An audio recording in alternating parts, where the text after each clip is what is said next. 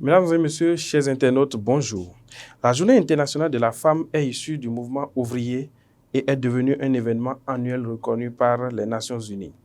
Les germes de cette journée ont été plantés en 1908 lorsque 15 000 femmes ont défilé dans la ville de New York pour réclamer des horaires de travail plus courts, de meilleurs salaires et le droit de vote. Un an plus tard, le Parti communiste d'Amérique a déclaré la première journée nationale de la femme. Aujourd'hui, cette journée est célébrée à travers le monde entier et est une occasion pour les femmes de réfléchir sur leurs conditions de vie, leur épanouissement et le respect de leurs droits. Le Bénin ne reste pas en marge de cette célébration et Dabaru TV non plus. La Journée internationale de la femme édition 2023 a été placée sous le thème pour un monde digital inclusif, innovation et technologie pour l'égalité des sexes. D'où ce plateau spécial pour parler de la femme à l'ère des nouveaux médias. Et pour discuter de ce sujet, je reçois deux charmantes demoiselles. Elles sont toutes journalistes au groupe de presse Dabaru et utilisatrices des nouveaux médias. Blandine Kege, elle est journaliste à Dabaru TV. Blandine, bonjour. Bonjour, monsieur le journaliste. Alors, Fola Yabi, également journaliste à Dabaru TV. Bonjour, Fola. Bonjour, monsieur le journaliste. Merci beaucoup de répondre à cette invitation. Ce serait une discussion à bâton rompu, très relaxe pour chercher à comprendre c'est quoi la Journée internationale de la femme. Alors pour commencer, dites-nous, Fola Yabi, que vous inspire cette Journée internationale dédiée à la femme? Merci beaucoup, monsieur le journaliste. Comme vous l'avez dit tout à l'heure, le 8 mars, c'était la Journée internationale de la femme. Le 8 mars, c'est une journée de réflexion normalement. C'est une journée pour faire le bilan de la situation des femmes dans la société et leur insertion dans tous les domaines qui concernent une ville, un couple, une famille, tout ce qui va avec. La Journée internationale de la femme, c'est pas seulement qu'une journée festive. Ça doit être aussi normalement une journée de réflexion pour voir une journée pour que les autorités puissent voir est-ce que dans notre pays, dans notre commune, dans notre ville, les femmes sont ce qu'elles doivent être. Est-ce qu'elles sont assez représentées? Est-ce qu'elles ont ce droit-là de s'affirmer en société? Ou est-ce que aujourd'hui on peut dire dans ma commune, dans mon pays, on peut envoyer telle ou telle femme pour nous représenter quelque part. Donc le 8 mars, normalement, n'est pas que festif, c'est aussi une journée de réflexion pour voir tout ce qui ne va pas avec les femmes et pouvoir s'asseoir et réfléchir sur des thèmes qu'il faut bien, des stratégies à mettre en place pour remédier à cela. Alors, Blandine Kege, dites-moi, comment vous avez célébré le 8 mars cette année? Merci, monsieur le journaliste. Alors, avant de répondre à votre question, j'aimerais tout d'abord définir ce que c'est que la femme. Absolument. La femme, c'est la femelle de l'Homo sapiens. La femme, c'est la conjointe, c'est l'épouse, c'est la partenaire. La femme également, c'est celle qui transmet la vie. C'est l'amour, l'espoir en chair humaine, tout court. Alors, profond, la femme est tout ce qui est beau, alors. Ah, oui. Elle a oublié que la femme, c'est la joie, la bénédiction, tout ce qui va avec. Tout ce qui va avec. Merci. D'accord, tout comme l'homme, je suis sûr. Ah non, bon, on va en revenir. Alors, dites-moi, comment vous avez célébré le 8 mars cette année? Comme toute femme, j'ai célébré le 8 mars au boulot, en travaillant avec des collègues, des amis, des appels en famille et autres. Voilà un peu comment j'ai célébré la Journée internationale de la femme. Alors, cette célébration de la Journée internationale pour cette année a été marquée par un thème très évocateur pour un monde digital inclusif, innovation et technologie pour l'égalité des sexes. Cela nous appelle à notre âme de travail, surtout nous qui sommes dans les médias. Nous utilisons abondamment les nouveaux médias. Nous utilisons la nouvelle technologie. Alors, dites-nous, quelle corrélation vous voyez entre cette thématique qui parle des nouveaux médias et la femme? Merci beaucoup, monsieur le journaliste. Je crois que le thème est bien réfléchi. Et excusez-moi, je dois dire, moi, le problème que j'ai avec cette façon de faire. Chaque année, il y a toujours des thèmes pour mettre en valeur la femme. Mais la question, elle est celle-ci. Est-ce que ce que le thème définit ou l'idée que le thème fait à soi, est-ce que c'est fait? Du genre, il ne suffit pas d'aligner les mots pour dire c'est le thème de cette année. Qu'est-ce qui est fait dans ce sens-là? Est-ce que ce que le thème le thème véhicule, est-ce que c'est ça qui est fait? Ça ne sert à rien chaque 8 mars qu'on dise les femmes font ci, les femmes doivent faire ça, les femmes, les thèmes par-ci. Selon vous, qui doit le faire? C'est vous-même, vous les femmes, qui devez vous mettre au travail. Oui, je n'ai pas dit non, mais il faut que le pouvoir central, si je peux le dire ainsi, nous donne l'opportunité de le faire, nous donne le pouvoir de le faire. Si nous prenons le cas du Bénin, le gouvernement fait beaucoup d'efforts pour l'émancipation des femmes. Il y a une loi qui a été votée qui permet aujourd'hui à au moins 26 femmes d'être au Parlement. Il y a beaucoup de choses qui sont faites à l'endroit des femmes. Il y a même un institut de la femme au Bénin. Je n'ai pas dit non, mais est-ce que c'est suffisant? Est-ce que c'est toutes les femmes qui ont accès à ces droits-là? Est-ce que c'est toutes les femmes qui bénéficient de ces droits-là? Parce qu'il y a même, laissez-moi vous dire, il y a des femmes, par exemple, dans des villages, dans des zones reculées, qui ne savent même pas ce que veut dire 8 mars. Qui ne savent même pas si elles ont des droits. C'est ça, en fait, moi, mon souci. Il ne sert à rien. En fait, c'est comme si c'est fait entre nous. Bon, si je dois dire nous, je suis aussi une femme. C'est une femme instruite. C'est fait entre nous, les femmes instruites. Les femmes qui savent qu'il y a des droits qui existent. La femme qui sait que, bon, je peux réclamer ceci à un homme. J'ai le droit de faire ci. Mais il y en a qui ne savent même pas ce que ça veut dire. Il y a des femmes, leur problème, c'est de se réveiller le matin, aller au marigot, faire manger, s'agenouiller pour donner à son mari, respecter la belle famille. Le soir, je me couche, on fait des enfants. Il y a des femmes qui ne se résument qu'à ça. En fait, c'est ça, moi. Merci beaucoup, Fola Yabi. Alors, Blandine Kege, est-ce que vous êtes d'avis avec Fola Yabi quand elle pense que le 8 mars est réservé pour une catégorie de femmes, celles qui sont des femmes élites, les femmes instruites? Est-ce que vous avez l'impression qu'il y a une catégorie de femmes qui est écartée de la célébration du 8 mars? Bon, est-ce qu'on peut dire qu'il y a une catégorie de femmes qui est écartée de cette célébration? Bon, peut-être l'ignorance de certaines femmes. L'ignorance, peut-être qu'elles ne savent pas qu'elles ont des droits, peut-être qu'il y a un manque de communication autour des droits des femmes et peut-être qu'il faut décentraliser les manifestations dans les zones reculées afin que chaque femme sache qu'elle a un droit, qu'elle a un devoir, qu'elle a un droit dans ce monde et qu'elle a le droit pleinement de vivre sa vie, d'avoir ce qu'elle désire, d'avoir ce que le peuple ou bien le gouvernement a choisi pour elle, pour que la femme sache qu'elle n'est pas là simplement pour servir, pour donner la vie, pour servir le mari, mais plutôt qu'elle a droit également à l'accomplissement personnel. Alors, aujourd'hui, nous allons nous arrimer au thème de cette édition, les nouvelles technologies. Nous voyons aujourd'hui les femmes qui font usage des nouvelles technologies, des nouveaux médias. Nous voyons sur TikTok, sur Facebook, il y a une naissance d'une vague de femmes influenceuses, de femmes blogueuses, de femmes battantes et tout ça. Blandine Kege, dites-nous, quel est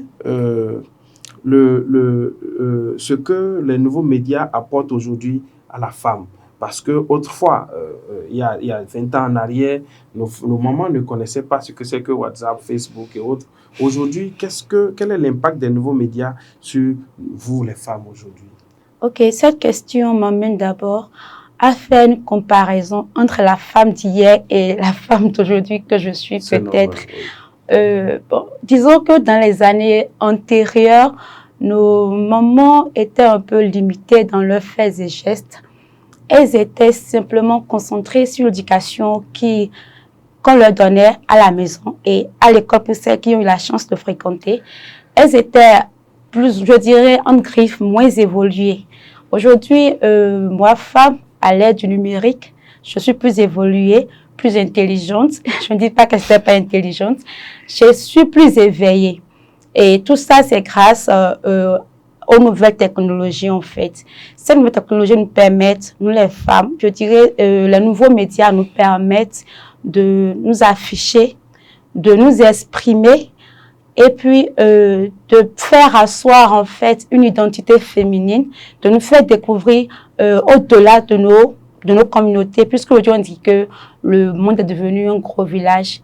Alors, ces nouveaux médias nous permettent à nos femmes de briser les frontières qui existaient déjà entre nous et de découvrir ce qui se passe à l'extérieur afin de puiser, de choisir de manière consciente les choses positives qui nous serviront sur de long terme. Alors, Blandine Keke dit que les nouveaux médias permettent aujourd'hui aux femmes de s'affirmer, de briser la barrière, de s'exprimer.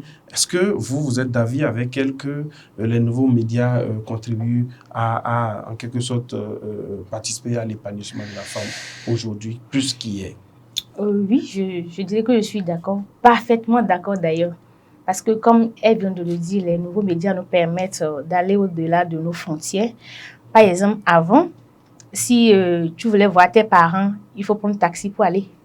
Moi, dans mon village, il n'y a pas goudron. Il n'y a pas courant.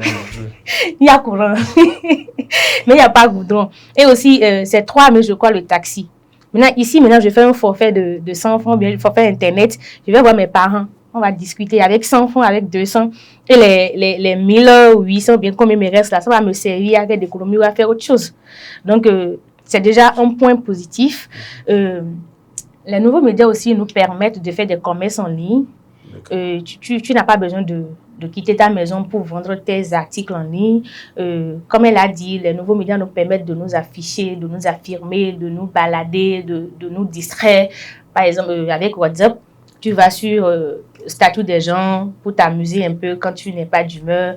Tu vas sur Facebook pour voir les blagues que les gens mettent sur la toile et autres. Bon, en quelque sorte. Oui, on a l'impression que les nouveaux médias n'ont qu'un côté positif qui permet de briser les barrières, de permettre la promotion, un canal de communication et tout ça. Pour communiquer, pour vendre. Alors, il n'y a que ça? Non, il n'y a pas que ça. Moi, je dirais même que ça a plus de conséquences que de conséquences négatives. Voilà. Bon, c'est sûr qu'il y a des gens qui ne seront pas d'accord avec moi, mais moi, c'est ma perception.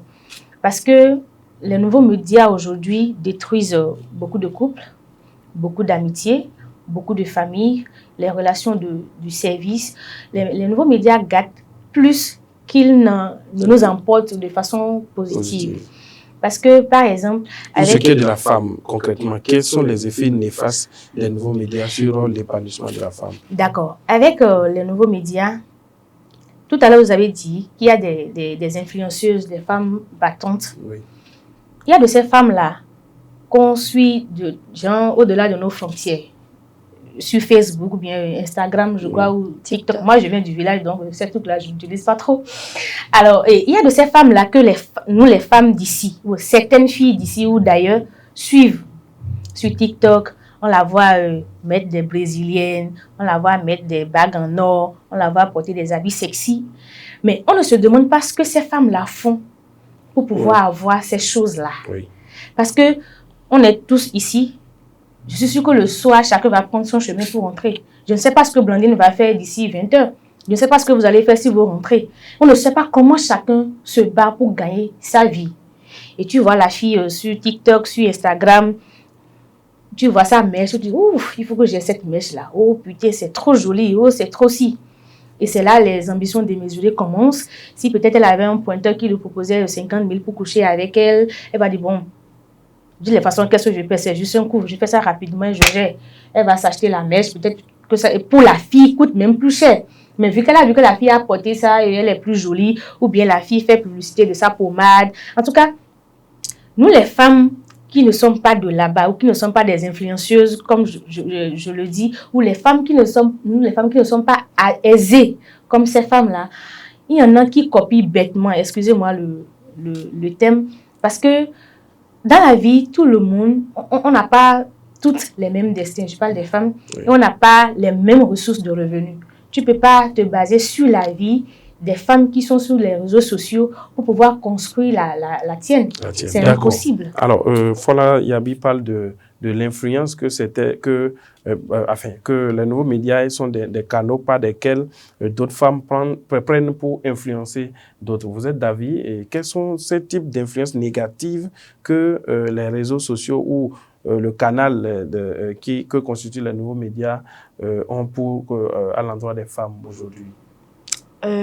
Avec les nouveaux médias, il y a les fausses apparences qui sont mises un peu en avant. Et nous les femmes, nous les filles, c'est vrai que nous copions bêtement. Bon, c'est pas de notre faute quelque part. C'est un choix. En quoi c'est pas de votre faute? Est-ce qu'on est obligé de s'habiller comme l'autre qui est derrière? Pas forcément. Alors, à part cette attitude de copier, de vouloir ressembler à Emma Loès, à toutes ces influenceuses, voilà, quels sont les autres effets négatifs lorsqu'on prend des pratiques sexuelles? On sait, hein, on en a vu plein de vidéos qui fuitent, des femmes qui se mettent à poil, tout ça là. Dans ce domaine, quelles sont les déviances que les nouveaux médias provoquent aujourd'hui au niveau des femmes et qui sont aussi négatives et qui impactent négativement leur vie? Monsieur le journaliste, ces déviances sont légères en fait. Vous savez que chez nous en Afrique, le respect en Afrique, c'est un truc primordial. Encore que la femme, elle doit tout faire pour être soumise à la maison, soumise à ses parents, à son mari. En fait, elle doit être soumise à un homme. Un homme qui est devant ta femme doit tout faire pour le respecter. Maintenant, ces nouveaux médias ont fait que les femmes ne respectent plus, d'une manière générale, elles n'ont plus du respect aux aînés. Parce que sur ces réseaux sociaux, on met tout le monde dans un même panier. On ne sait plus qui est plus âgé, qui est moins âgé que l'autre. Donc, et il y a une déviance au niveau des femmes. Il y a également, au-delà du fait de vouloir les mèches brésiliennes, les nouveaux médias sont des canaux d'exposition de tout style vestimentaire, d'exposition de tout, de la mode, qui est copié par nos jeunes filles aujourd'hui, oubliant la tradition, ce qui est de nos réalités. Alors, à ce niveau, qu'est-ce que vous pensez? Oui, comme je l'ai dit tout à l'heure, c'est dommage que nous, les femmes, qui sommes de l'autre côté de nos écrans, si je peux le dire ainsi, qu'on ne se demande pas ce que ces filles-là font. Est-ce que je suis à côté même de ces filles-là pour dire que on va se mélanger? Disons, est-ce qu'elle fait pour gagner 10 000 là? Est-ce que moi, je vais gagner même 1 000 francs par jour pour me mesurer à cette fille-là? Et en plus, c'est pas... ça dépend aussi de l'éducation qu'on a reçue. Ça dépend de comment on a grandi. Moi, j'ai grandi avec des pagnes. Il faut nouer au cou, bien porter jusqu'en bas. Si elle, par exemple, ses parents ont eu la chance de voyager, ou qu'elle est même née, par exemple, en Europe et autres, sa façon de s'habiller avec la mienne, ça ne serait pas la même chose. Donc, je ne peux pas la copier comme ça. Et en plus, je crois que copier l'autre, je crois que c'est personnel. C'est un choix qu'on fait. Sinon, Blandine suit les réseaux sociaux, elle est bien habillée. Vous suivez les réseaux sociaux, moi aussi, il y a plein de filles ici à Dabarou qui s'habillent bien. C'est pas comme si on n'a pas de téléphone, c'est un choix. Donc, moi, je crois que c'est personnel. Si on n'a pas besoin de copier quelqu'un pour se sentir importante ou bien pour se faire bien voir. D'accord. Et, bon, ok, allez-y. Alors, Blandine veut dire quelque chose? Non, je voudrais ajouter que, au lieu de copier l'apparence de ces influenceuses, on devrait plutôt chercher à leur ressembler sur le plan intellectuel. Si je prends par exemple l'exemple de Emma Loès, elle est vraiment une femme évoluée. Elle est reconnue par son talent, par son intellectuel, au-delà de son pays. Donc, on doit chercher plutôt à la copier sur ce plan-là. Chercher à travailler comme elle et puis à nous afficher. Comme on le dit, le travail, ça paie toujours. Ça ne sert à rien, en fait, de vouloir copier son style vestimentaire, de vouloir copier son train de vie. Ça ne mène à rien, en fait. C'est l'intellectuel, c'est le talent, le travail qui importe. D'accord. Le talent, le travail qui importe.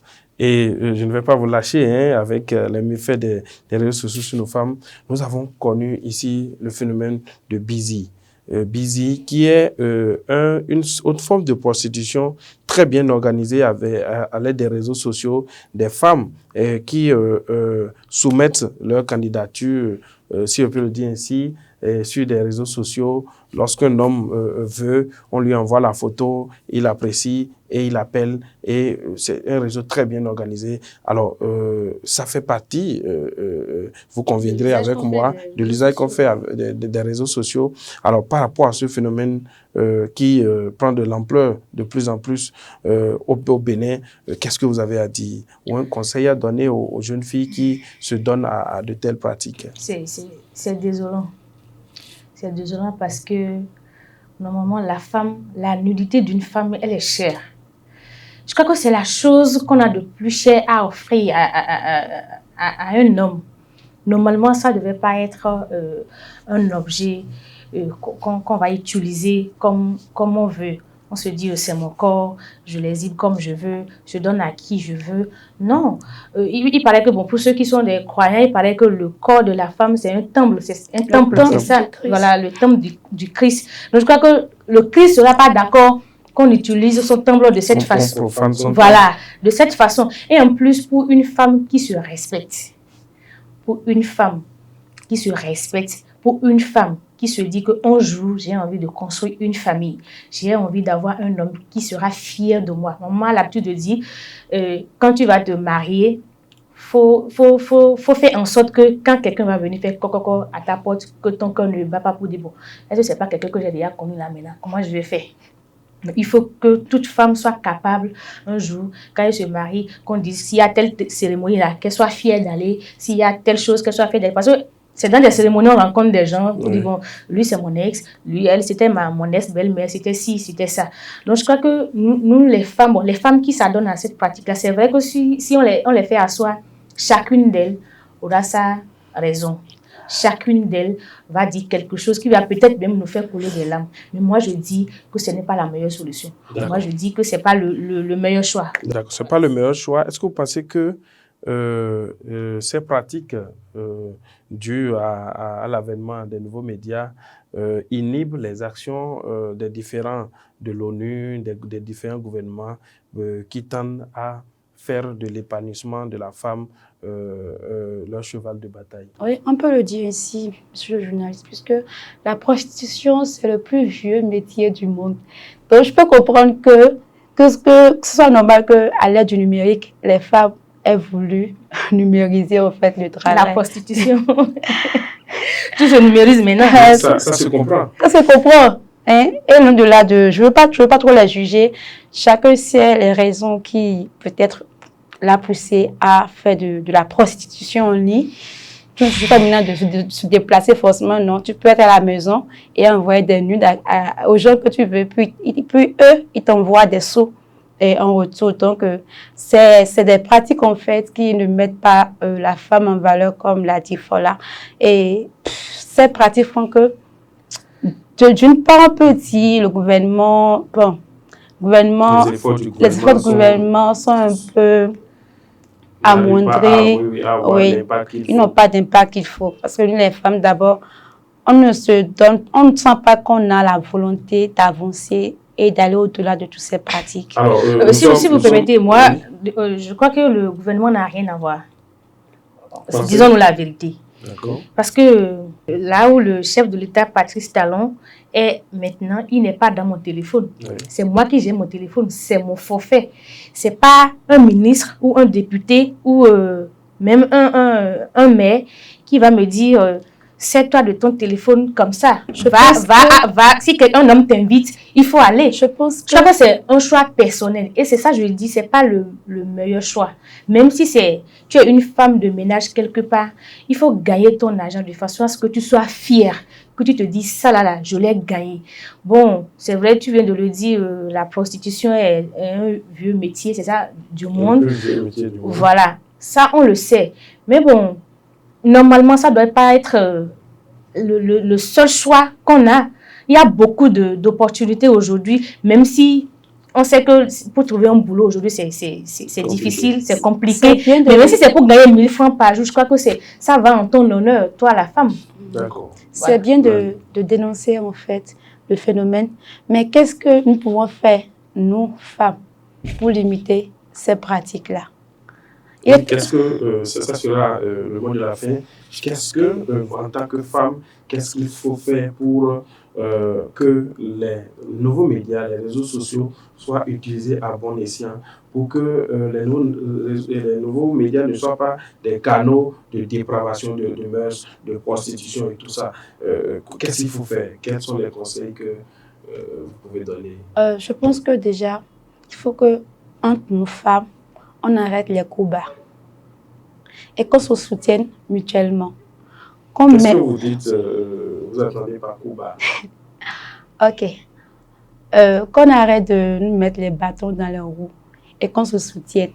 Quand nous voyons une femme qui essaie de tirer son épingle du jeu, qu'on la pousse, qu'on la mette à l'avant et pour qu'elle puisse prier, pour qu'elle puisse mettre son talent à l'endroit des autres femmes comme elle.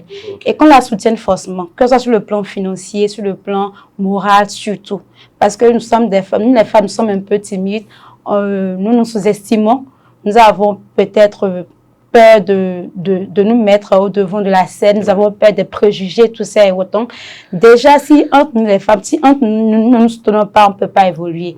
Et il faut que nous mettions en évidence la solidarité féminine, comme je le disais. La solidarité féminine, Blandine pense que c'est ça qui va permettre à la femme d'aller de l'avant. Et vous, voilà, il y a besoin de la faire. Moi, je crois que, bon, ça, ce qu'on peut dire n'a pas vraiment une grande portée, si je peux le dire ainsi, parce que quoi qu'on fasse et quoi qu'on dise, c'est ce que la personne elle-même veut là, qu'elle va faire. Oui, mais vous pouvez oui, je sais, mais je veux dire, on ne peut pas, on peut pas voilà. Arrêter de conseiller. Les conseils vont toucher ces femmes qui nous suivent aujourd'hui, on ne sait jamais. Oui, alors, ce que moi j'ai à dire est quoi?